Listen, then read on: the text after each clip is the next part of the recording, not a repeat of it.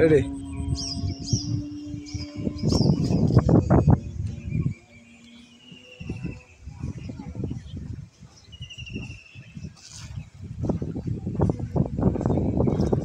O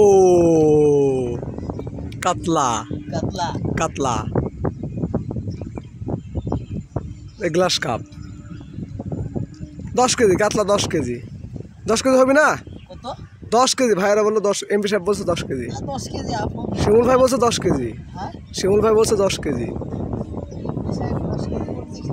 10 KG up